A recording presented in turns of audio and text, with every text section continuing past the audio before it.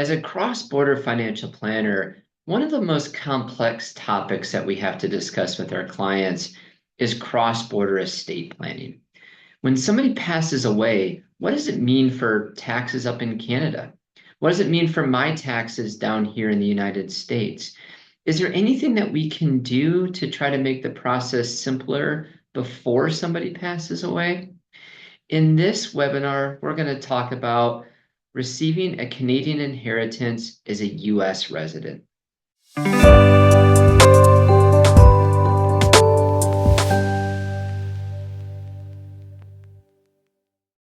My name is Brian Haggard. I'm a certified financial planner, chartered financial analyst. I'm the founder of Retirement and Financial.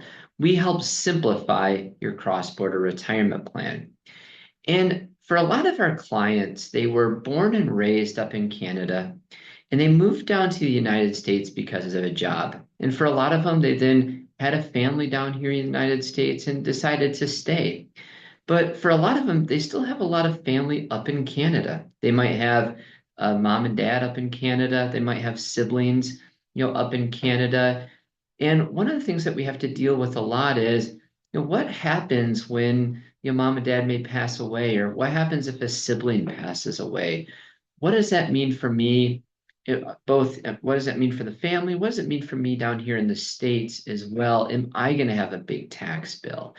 So that's really what we're going to discuss today. We're going to talk about what are the tax ramifications of somebody passing away, both here in the United States and Canada.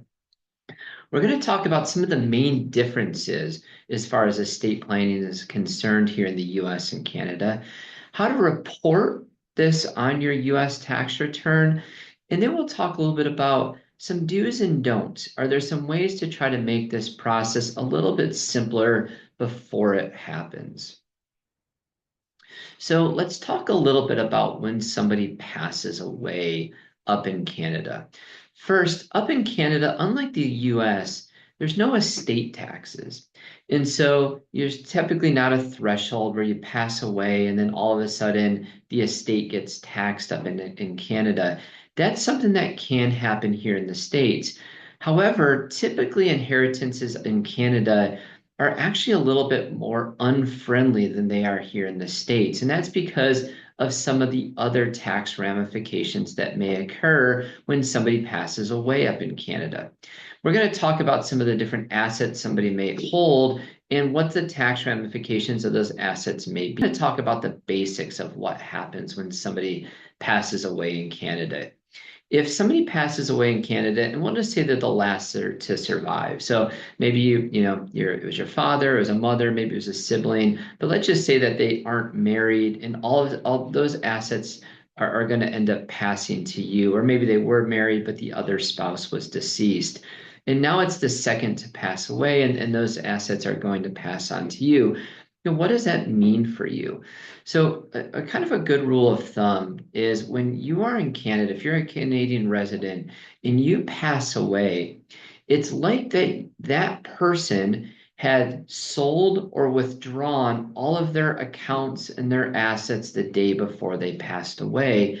And as a result, they now have to pay taxes on those assets. So we're going to go through some of those assets and talk about what the tax ramifications may look like. So first and foremost, if you just have cash, if you have cash in a savings account or a checking account or elsewhere, maybe you have CDs or GICs for the most part, those should have no tax ramifications because at that point, that money's already been taxed. And so that money can be distributed without any tax ramifications. Now, let's say that same person has passed away and they have RRSPs or liras, or maybe they have RIFs or lifts if they're a little bit older. In that case, if they are the last to survive, if they don't have a spouse to pass those assets on to, that money all gets taxed as it's distributed as the day of, like I said, the day before that person has passed away. So let's just say a person had a $100,000 RRSP. That person would then, the person who passed away would have to file a final tax return in the year that they passed away. and they had to have to include that $100,000 distribution on their tax return before that money gets distributed, to whoever the beneficiaries of the accounts are. So first, that money does get taxed to that recipient, and then the money gets distributed.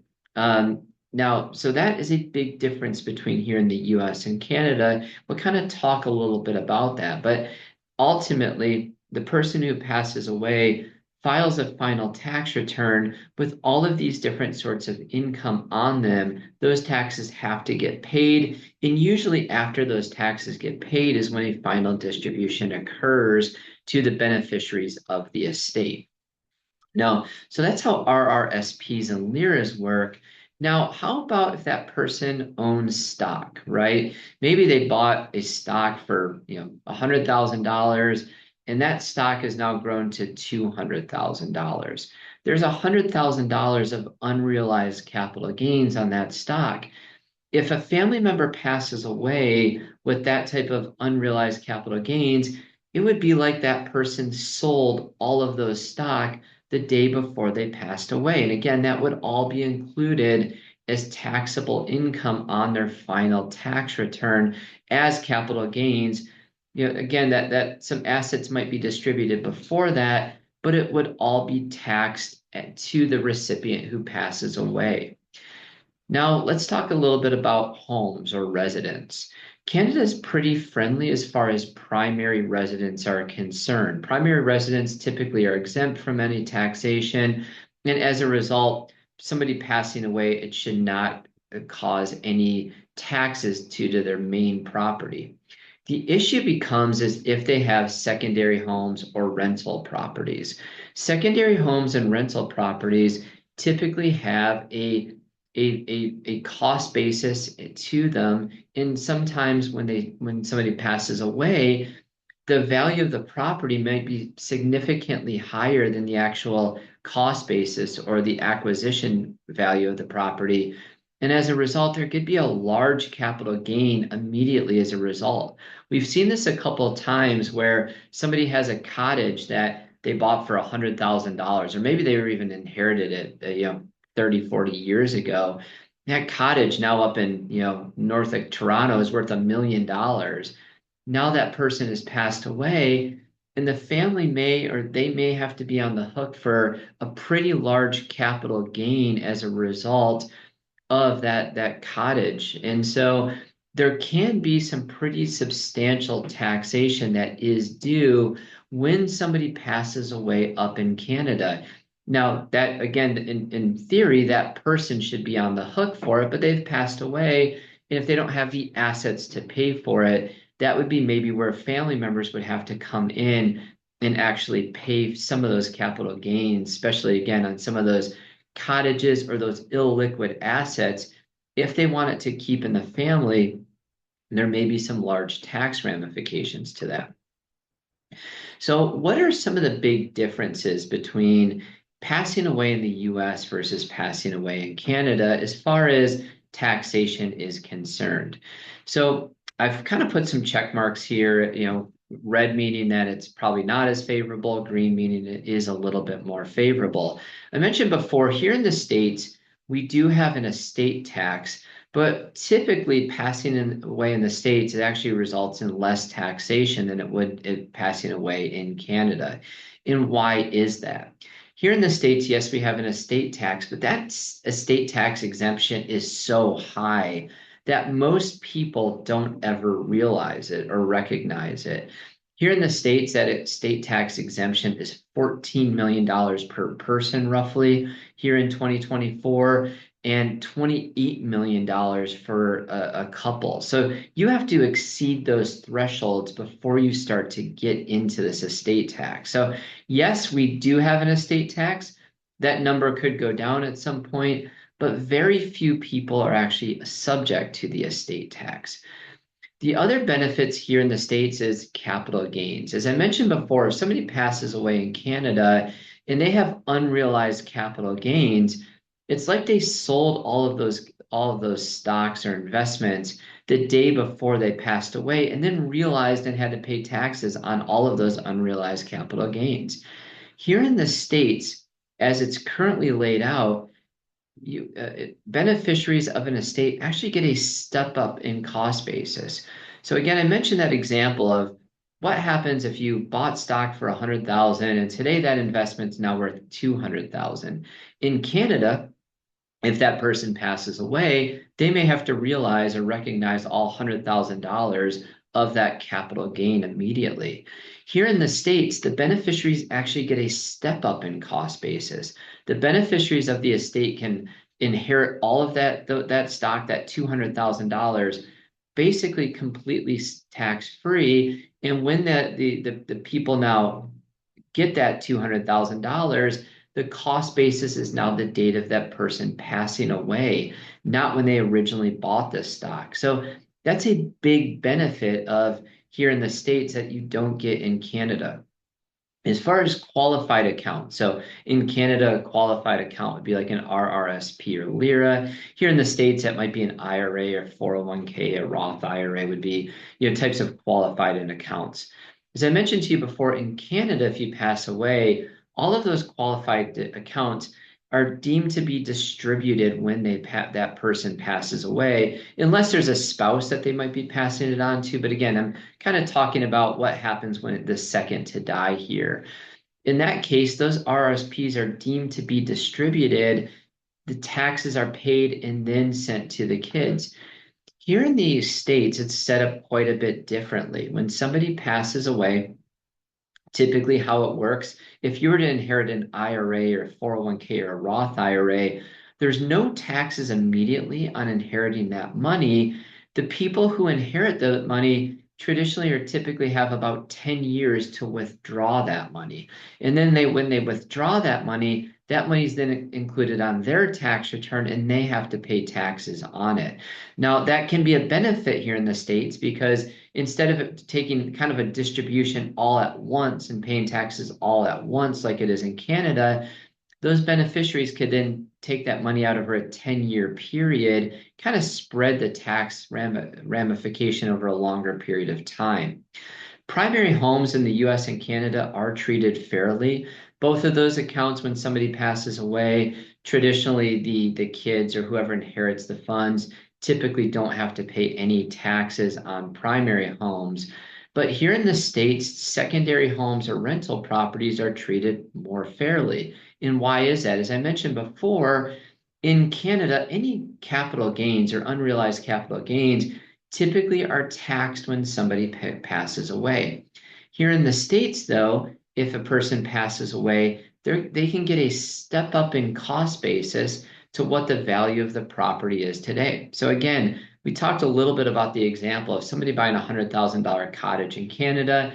That goes all the way to $1 million. And then when that person passes away, there could be a pretty significant tax due.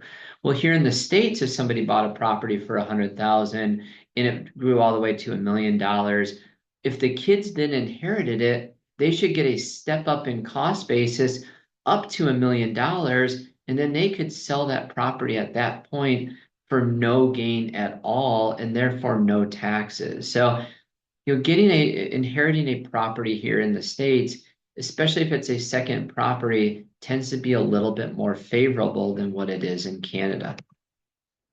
So if you do inherit a Canadian account, there tends to be no taxes due here in the States to you. As I mentioned, there might be some taxes up in Canada. All right. If your family who you're inheriting it from has, larger RRSPs, if they have a secondary or cottage or rental property, if they have unrealized gains in stocks, they may have a pretty significant tax due before that money ultimately goes to you, before you receive that inheritance.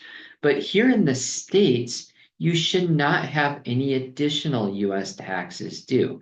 Now, just because there's no taxes due, it's still a good idea to report this inheritance to the States.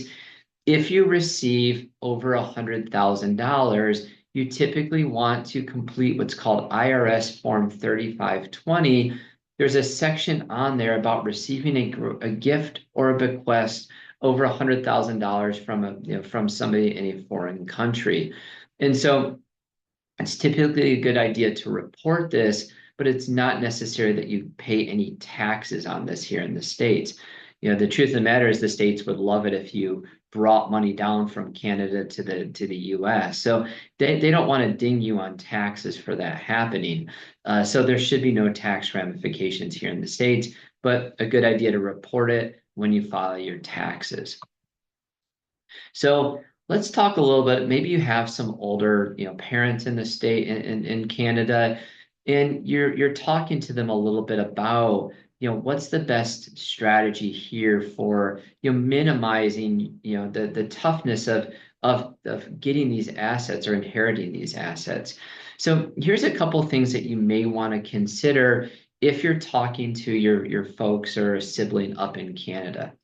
First, one of the things that we hear a lot from is, you know what, we're just going to add our kids to the cottage. We're going to add our kids, to our Canadian accounts, and that can avoid all of this tax nightmare when we pass away.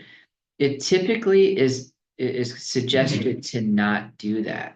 And the reason we typically suggest that is adding people to a home in Canada or adding people to an account that has unrealized gains in Canada can count as a gift in Canada. And when you gift somebody an asset, an appreciated asset like a home or a stock or an investment, that can cause a tax ramification immediately upon the gift.